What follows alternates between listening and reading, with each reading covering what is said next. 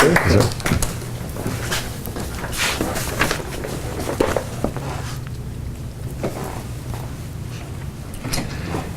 In 1519, a Spanish conqueror named Hernando Cortez was chartered to lead an expedition to Mexico. The primary goal was to find land for Spanish colonies. The secondary goal was to find treasure. But at the last minute, the governor changed his mind and revoked Cortez's charter. And in an act of mutiny, Cortez ignored the governor and set sail for Mexico. Toastmaster of the day and fellow Toastmasters, have you ever known a person who was hard-headed? Raise your hand if you know one. Please don't point, just raise your hand. Hernando Cortez was as hard-headed as they come. He was a very determined man.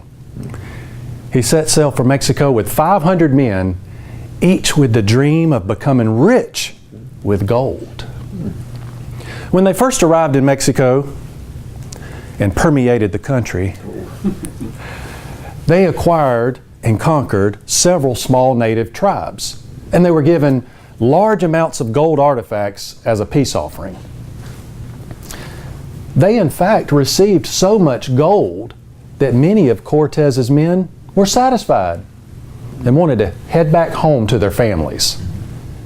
But Cortez had bigger plans. Cortez had learned of the Aztecs, ruled by the great Montezuma. The rumor was that the Aztecs possessed vast amounts of gold, far more gold than Cortez had ever imagined. But Cortez faced three major obstacles.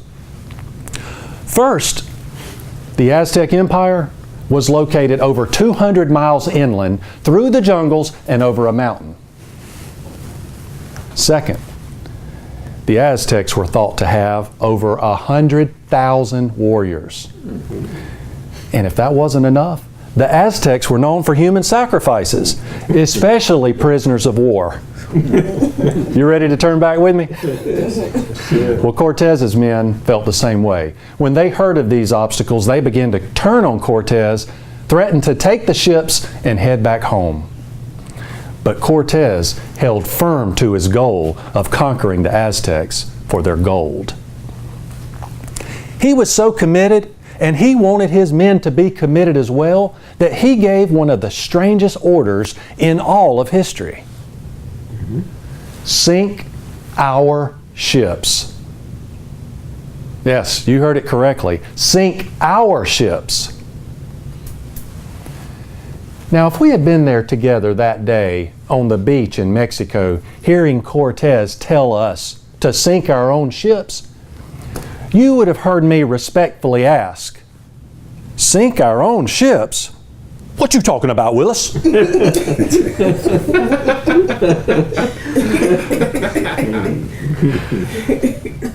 Why did Cortez sink his own ships?